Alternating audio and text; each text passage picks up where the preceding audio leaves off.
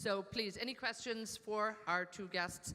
And if I might start with one for Andrew. I think without a doubt, we agree with both of you that there has to be great changes in this industry, and David even set that up this morning. It's certainly a theme we're seeing. But Andrew, when you look at the reality, you know, the oil industry at the moment is oversupplied, demand is stagnant if it's not low, the oil price has fallen 50%, the return on investment for all of the international oil companies we heard last week is down close to 50%. There's a huge cutback in investment, there is no money around, there's not enough work, and there's excess staff, and you're actually saying, don't let them go. What are you going to do with them? I mean, how do you actually turn that around and say to companies that doesn't make sense? And what else can they do? What are they going to do with all these people? Andrew, to you. Can you hear me now? I've switched the machine on this time, folks. I had no idea what Kevin was going to say until he said it, notwithstanding the fact that we are what in retail terms is called a bog-off. Buy one, get one free. That's 2 for the price of 1. You, sir, have just illustrated in a way that I couldn't have imagined exactly what I said from the new business with which I'm involved, whereby you don't have to get rid of people. When you look at 25% on time, right? You know, London Underground, folks, a very clever operation that is, right? We discovered that every driver, this was not an average, every underground train driver has 3 weeks sickness per annum. Funny that, a close parallel to what you're talking about here. So what I was saying, it could be by comparison with Kevin, from a theoretical standpoint, is you have to look at the cost as a cost, not as a bunch of people. You don't just slash and burn, you look at it forensically. There's plenty of fat there in any business, any business. They're not listening to you at the moment, I think. But, and this industry at the moment, it's about maybe halting some of the damage that's actually been done. But a lot of people are being misplaced in the industry, not misplaced, displaced, so to speak. Kevin, I mean, what can be done? Because there have been cuts announced right across the board. Yes, cuts in spending, cuts in capital expenditure, but also, very, very sadly, with all of the big companies, you know, cuts in people. Well, I mean, there's nothing that I can do to actually turn back the clock in relation to that. But what I'm saying is that are you trying to run an industry for the next 45 days, or are you trying to run an industry over a period of time? If you do not properly maintain your infrastructure, you're going to have a problem. And that problem could manifest itself in a significant way. Why can you not get the virtuous circle of actually working smarter? We've got a backlog of failure to maintain infrastructure. So there's so much work on, the industry divides it into safety critical versus non-safety critical. And they say they focus on the safety critical, but everything else is just left to deteriorate and deteriorate. Then non-safety critical becomes safety critical. They save money on that by reducing staff now. In 6, 12, 18 months' time, they're going to they have a problem. But I'm not saying just throw resources at it the way in which you used to do it. I'm saying think more cleverly about actually how you go about doing it. And we've worked with companies, and we've identified ways in which they can save significant costs in their maintenance budget, but deliver more maintenance for the money by being smarter in controlling better their knowledge of their assets, their prioritization, and understanding what's going on with the business. It's part of a cultural thing, really. I mean, there's a very good example of some work we did a few years ago in one of the KPs. I can't remember which one it was, but this guy his job was to go and test an emergency shutoff valve. And he went and tested the emergency shutoff valve, and it didn't work. So he went to his bag, and he got a tin of WD-40, and he sprayed it all, waited a couple of minutes, tested it again, and it worked. And so therefore, on the return back to the beach, it was green, because he knew that's what management wanted. They wanted to be told it was green. What management really needed to want to know is that the time that thing was tested, it didn't work, so that they could then think, right, what does that mean for our maintenance schedule? Because the next time it operates, there might not be a man standing there with a tin of WD-40. So it's setting that culture as to what it is we want. That's why I'm saying health and safety is not a priority. It's a value that runs through people's everyday working, and they know that they will be supported in taking those sorts of decisions. We do have a few audience questions. Kate, I believe you got somebody there. Kevin, just a question from me. I'm an offshore installation manager in the North Sea, and we know some of the assets over there are 40 years old, so the asset integrity is deteriorating. Also, organisational rust is starting to creep in. I just wondered, we don't see the HSE inspectors offshore as much as I'd like. What's the future for the HSE department and their monitoring of the big companies to make sure that our safety is paramount? Well, my response to that is, how much tax do you want to pay, and do you want us to take over running your business for you? That's not the job of the regulator. That sounds to me like, an admission of failure. Our job is to work with you collaboratively, to encourage you, to assist, to hold you to account. But at the end of the day, there is no way that the industry should be relying on 100 offshore inspectors covering your plants 24/7 in relation to it. We're trying to operate on a risk basis with the limited resources that we've got. And we don't need to go and kick tyres on every platform every 12 months in order to do that. But if you think we're not giving you enough attention, then let me know, and we'll see if we can get some of the boys out and girls. But it is a serious point, that the responsibility under our system for the control and management of risk in law, it lies with the people that create the risk, and that's exactly where it should lie. And, yes, I suppose you could say, why has the regulator allowed the industry to get into the state of deterioration that it is? But there is a balance to be struck, but the primary responsibility lies with the people that create the risk, managing their assets, maintaining the management of their assets. Just because they are that age, it doesn't necessarily mean that they can't continue to be used if they are properly maintained. But all of the time, you need to work harder in order to maintain it, given the age and the climate and environment in which you're operating in.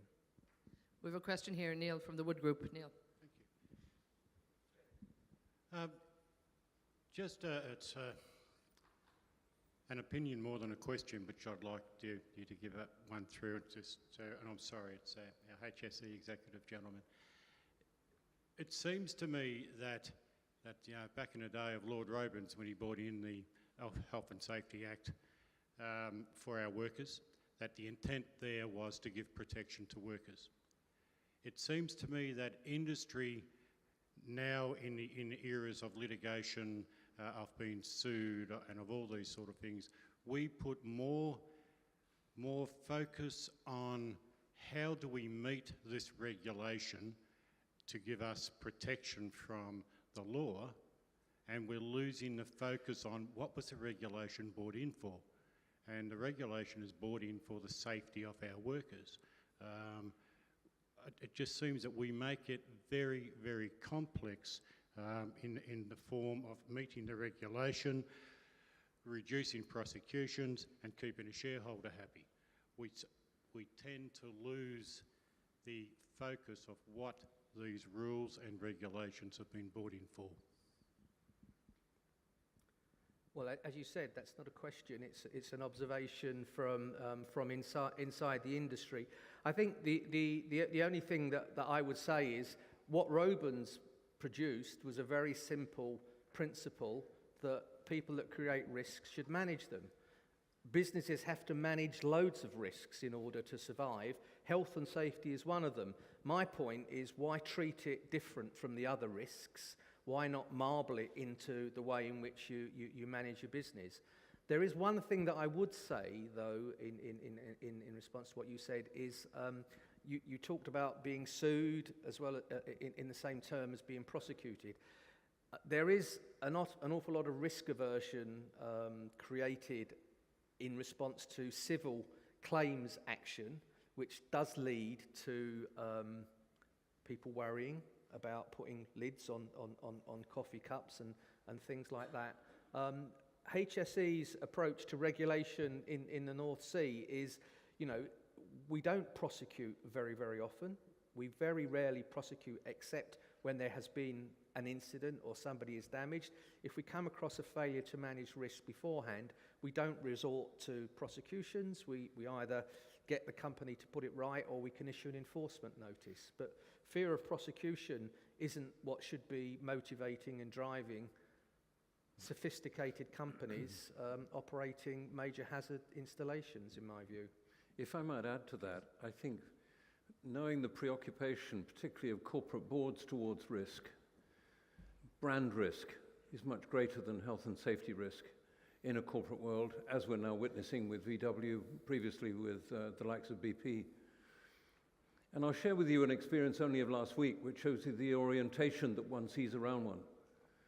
As the chairman of Anglo-Chinese enterprise, the agenda for that same meeting was set by one of my financial colleagues. And I thought, I'm not going to do anything about this until I get in the meeting. I got in the meeting and tore it up. Why did I tear it up? By virtue of the fact it was all about how we would make money. It was completely insensitive to what we were actually trying to offer, what the differences were in the marketplace. We were looking at it from the inside out. We were looking at it selfishly, financially. I'm pleased to say that the alleged output from that meeting was the best board meeting we've ever had.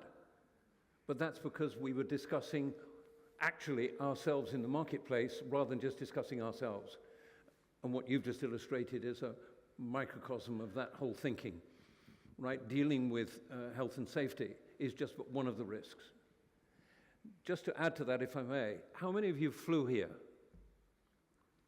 Lots.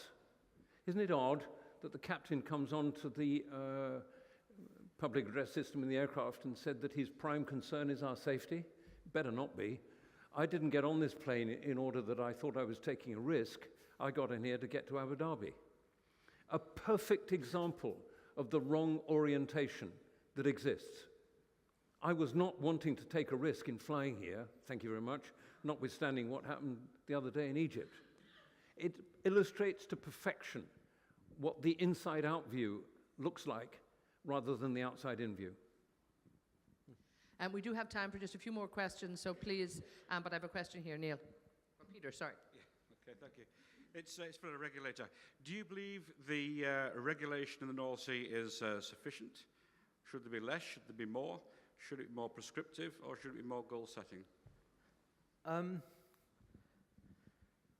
Having spent many hours trying to lobby in Brussels to try and ensure that when Brussels decided to legislate in this sector, they stuck to as close as possible to our system.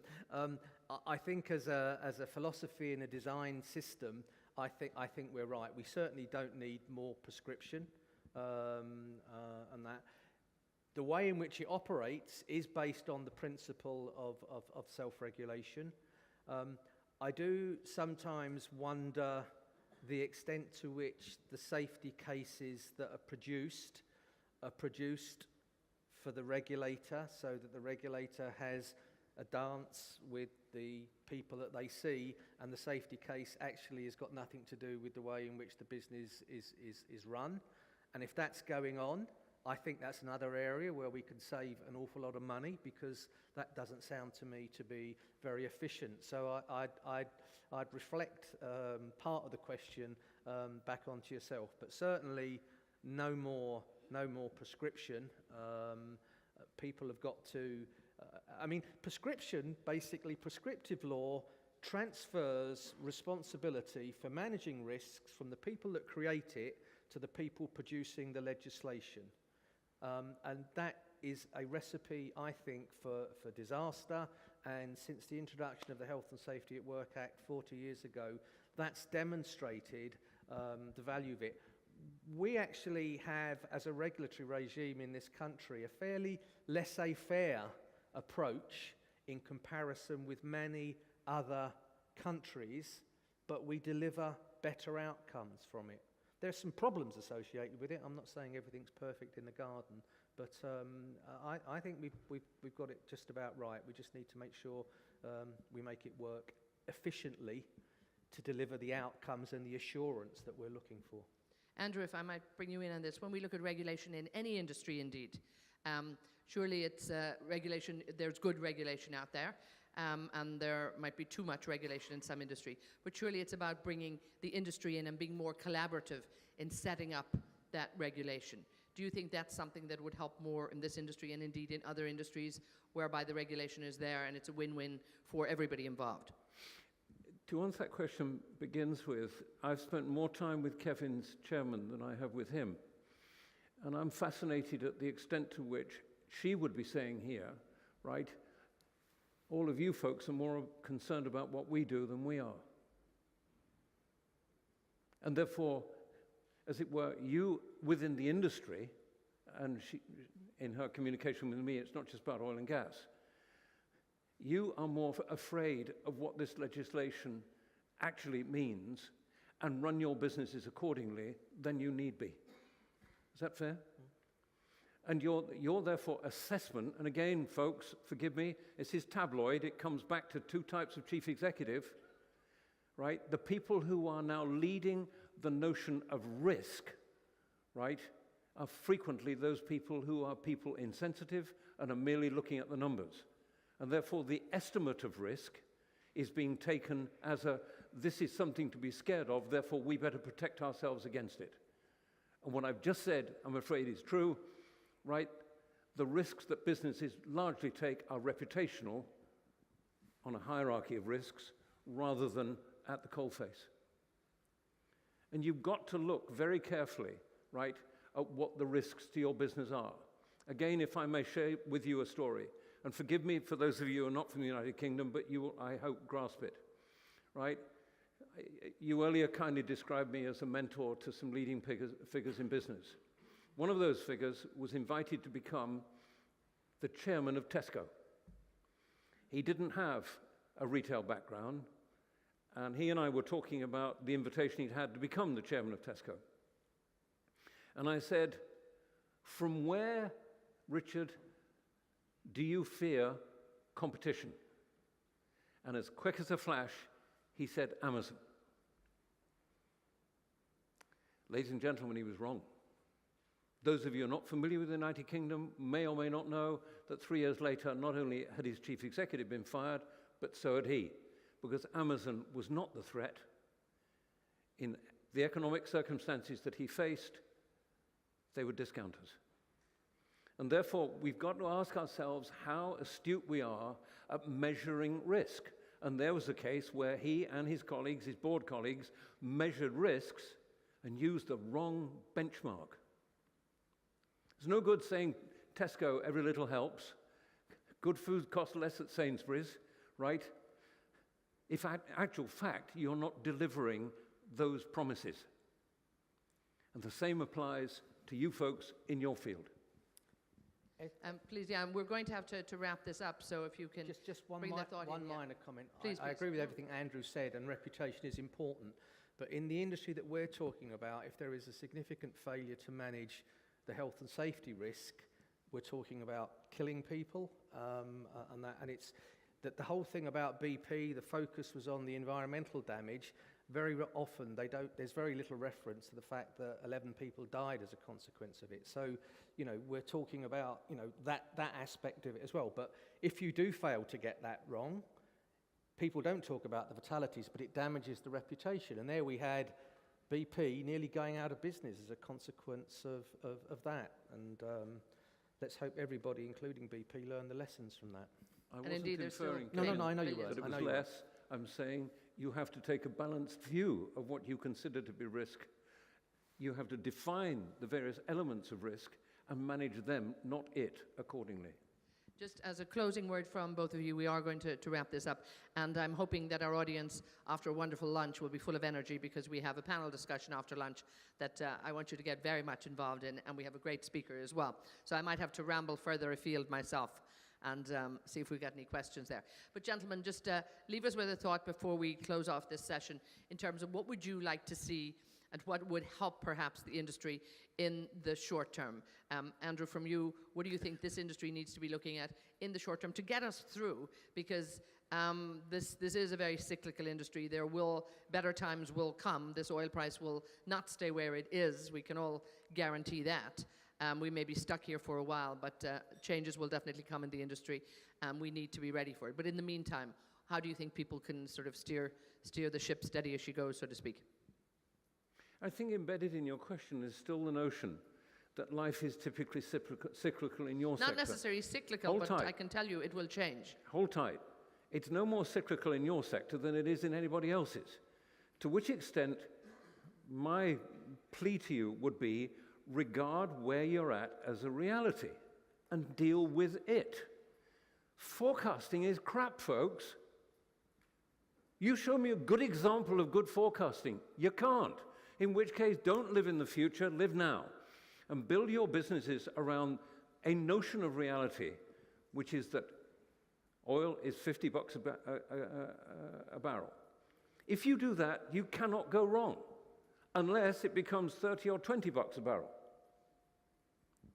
The notion that it's cyclical implies an expectation it'll go back to where it was. There's nobody in this room that knows whether that was a dizzying height or what it was, and therefore deal with what it is. But stop getting this blunt instrument out and getting rid of your folks, because under those circumstances, please believe me, whoever's heads you cut, the best people will go and work with somebody who's more inspired than you are. Kevin, your closing words on this. My closing words would be to refer back to something Kevin said about the brain, and everybody has got something to contribute. And I would say what this industry needs to do is to actually work collaboratively throughout the industry, not treat some bits of it as being resource that could be turned on and off. Work collaboratively to see how they can put their heads together to effectively defrag the hard disk of the systems and the bureaucracy that exist offshore, so that we can get better outcomes for less cost. Gentlemen, thank you both so much. Kevin Myers and Andrew Garner, thank you so much. We really enjoyed that.